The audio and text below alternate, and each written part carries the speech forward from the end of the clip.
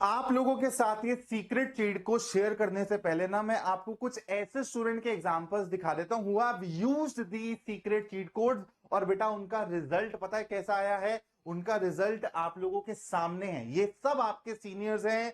आयुष 98.8% 100 मारे हैं मैथ्स और साइंस दोनों के दोनों सब्जेक्ट्स में। उसके बाद आता है सुरजियम 98.2% है बेटा मैथ्स और साइंस में दोबारा 100 मारे हैं इस बच्चे ने। उसके बाद अनुभव की बारी आती है 98.8% अगेन मैथ्स और साइंस में 100 आउट ऑफ 100 आए हैं बेटा। तो ये सीक्रेट चीट कोड्स क्या हैं जो इन बच्चों ने फॉलो किए थे मैं तुमको बताने वाला हूं। 3 सीक्रेट चीट कोड्स हैं और जब तुम इन कोड्स को चीट कोड्स को सुनोगे ना तुमको लगेगा बहुत आसान है इनको फॉलो करना, लेकिन नहीं बेटा ये उतने ही डिफिकल्ट है फॉलो करने जितने आपको आसान लगेंगे।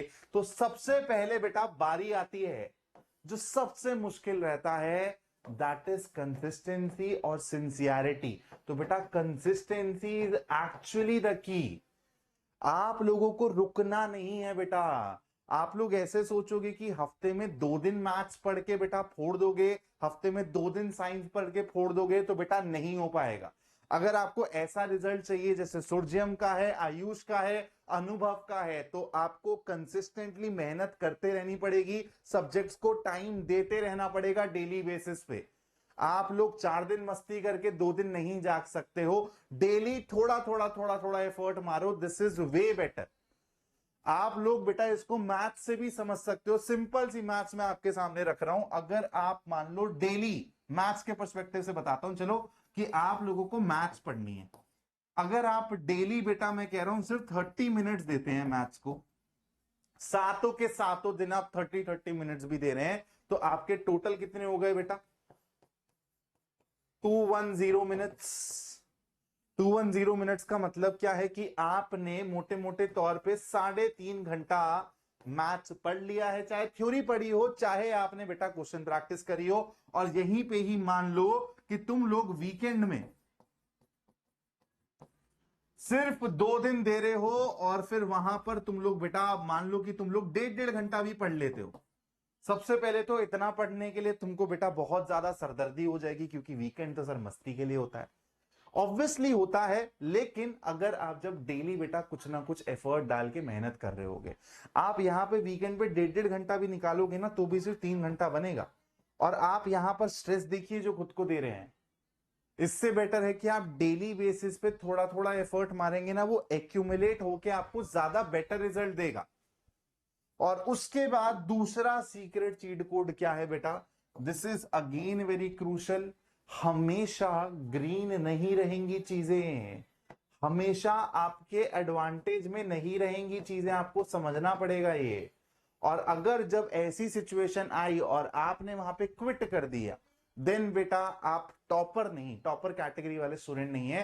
तो आपको ध्यान रखना है कि हमेशा आपके एडवांटेज में चीजें नहीं रहेंगी। आपका ग्राफ बेटा ऐसा ऐसा ऐसा ऐसा और एंड में हाई नोट पे ही खत्म होना चाहिए। अगर आप सोच रहे हैं कि आपका ग्राफ ऐसे सीधा जाता रहेगा तो ये एक मिसकंसेप्शन है बहुत बड़ी। बीच में ऐसा टाइम आएगा शायद जब आपसे सवाल ना बन रहे हो, बीच में ऐसा टाइम आएगा जब आपको कोई टॉपिक नहीं समझ आ रहा है, कोई कंसेप्चुअल क्लैरिटी आपको बहुत परेशान कर रही है, बीच में रफ फेज आएगा बेटा। आपको मेंटली उतना स्ट्रांग होना पड़ेगा कि आप उस रफ फेज में हार ना मानो, बल्कि लड़ो, चैलेंज करो उस रफ फेज को कि भाई ठीक है, नहीं समझ आ रहा है ये चैप्टर दोबारा पढ़ूंगा, नहीं समझ आ रहा दोबारा पढ़ूंगा, नहीं समझ आ रहा दोबारा पढ़ूंगा, लेकिन छोड़ूंगा नहीं। टाइम ज्यादा ले लो चलेगा, लेकिन छोड़ना नहीं है। और ऐसे अप्स एंड डाउन से घबराना नहीं है। जहां से चालू किया और जहां खत्म किया, हमेशा ऊंचाई में ही जाओगे बेटा, अगर आप बीच में नहीं छोड़ोगे प्रोसेस को। तो बीच में नहीं छोड़ना है। और तीसरा पॉइंट भी सबसे ज्यादा इंपॉर्टेंट है। जिस बच्चे ने साइकोलॉजिकली ये तीसरा चीट कोड समझ लिया और अपना लिया ना, वो फोड़ेगा ही फोड़ेगा। और बेटा ये जो चीट कोड्स मैं बता रहा हूं ना, अगर तुम ये चीट कोड्स फॉलो करते हो तो not just in 10th exam, आप लाइफ में कोई से भी एग्जाम में बैठोगे ना, आप फोड़ोगे ही फोड़ोगे। और लाइफ में फोड़ोगे बेटा, एग्जाम्स की तो बात ही छोड़ो, आप एक बहुत सक्सेसफुल पर्सन बन के सामने आओगे अगर आप इन चीट कोड्स को फॉलो करते हो थ्रू आउट द प्रोसेस। तीसरा क्या है बेटा? Always look for improvement. आपको कहीं पर भी संतुष्ट नहीं होना है, सैटिस्फाइड नहीं होना है, ऑलवेज लुक फॉर इंप्रूवमेंट। इसका मतलब क्या है सर? इसका मतलब सिंपल सा है कि आप लोगों को हमेशा एक लेवल अप, एक लेवल और अप, एक लेवल और अप जाने की कोशिश करते जानी है। बच्चे यहीं पे ही गलती करते हैं कि उन्होंने कुछ सवाल लगा लिए, वो अपने आप को एकदम 30 मार्क खान समझ के बैठ जाएंगे, और सवाल अगर एक आधा अच्छा आ गया बोर्ड एग्जाम में तो लगेगा यार ऐसे टाइप का सवाल तो किया ही नहीं था। अरे भाई तो रुकना क्यों है? जितना ज्यादा सवाल प्रैक्टिस कर सको करो। मान लो कि एक लेवल आपने अचीव कर लिया, आपको लगता है मेरी एनसीईआरटी कंप्लीट हो गई है और मैंने अच्छे खासे क्वेश्चंस भी लगा लिए रेफरेंस बुक से, अब मेरे को लगता है कि मैंने सर जितने क्वेश्चंस लगाने चाहिए था ना उतने लगा लिए हैं, गलत। और क्वेश्चंस करो और लेवल अप करो। अगर एक बेसिक लेवल के सवाल कर दिए, थोड़े से हॉट लेवल के क्वेश्चन करो, थोड़े से टफ लेवल के क्वेश्चंस करो, कॉम्पिटेंसी लेवल के क्वेश्चंस करो। Always look for that minute improvement. अगर उसकी स्पेस है तो इंप्रूव करने की कोशिश करो। 0.1% ही सही, लेकिन बेटा इंप्रूव करना है। अगर तुमने ये किया ना, इस प्रोसेस को फॉलो किया, इंप्रूवमेंट वाले प्रोसेस को, तुम लोग साल के एंड में एक ऐसे लेवल पर बैठे होगे जहां पे बोर्ड एग्जाम तुम लोगों को मक्खन लग रहा होगा। तुम लोगों को लग रहा होगा मैं फालतू के लिए स्टार्टिंग से इन क्वेश्चंस के लिए परेशान हो रहा था जो मैं अब देखते ही बना पाता हूं। और उससे ज्यादा इंपॉर्टेंट है, आपकी एक बहुत स्ट्रॉन्ग फाउंडेशन बिल्ड हो चुकी होगी, आप एक प्रोसेस फॉलो करना जान चुके हो, आपकी प्रॉब्लम सॉल्विंग टेक्निक्स आपको आ चुकी हैं, इवॉल्व कर चुके हो, आपको समझ आ चुका है कि यार हमेशा चीजें स्मूथ नहीं रहेंगी, चैलेंजिंग सवाल भी मेरे सामने आएंगे, चैलेंजिंग कंडीशंस भी मेरे सामने आएंगी, तो उससे कोप कैसे करना है।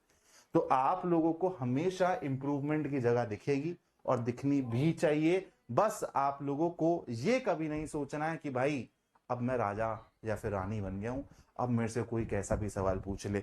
जिस वक्त आपके ऊपर ये ओवर कॉन्फिडेंस की छाया आई ना बेटा, वहीं से ही तुम्हारा डाउनफॉल चालू हो जाएगा। इसको बहुत सिंपल सी लैंग्वेज में समझाऊं तो मुंडी नीचे करो और मेहनत करते रहो बस। Stay humble and work hard and also be smart. ऐसा नहीं कि बस वो ही घिसे पिटे सवाल लगाए जा रहे हैं, नहीं। लेवल अप करने का मतलब क्या है कि डिफरेंट डिफरेंट चीजें, डिफरेंट डिफरेंट टाइप के सवाल आप टच करते जा रहे हो, नई चीजों के बारे में सोच रहे हो, तब जाके आपकी एक्चुअल ग्रोथ होगी। तो अगर ये 3 सीक्रेट चीट कोड्स तुम फॉलो कर लेते हो, मैं तुमको लिख के दे रहा हूं बेटा, जैसा रिजल्ट दिखाया था ना स्टार्टिंग में 3 बच्चों का, वैसा ही रिजल्ट आएगा। और अगली बार जब मैं ये वीडियो बना रहा हूँ तो तुम्हारा एग्जाम्पल देके तुम्हारे जूनियर्स को दिखा रहा हूँ। तो बस इन चीज को फॉलो करना, 10th में भी पढ़ोगे, लाइफ में भी पढ़ोगे, गारंटी बोल रहा हूं। जय हिंद दोस्तों।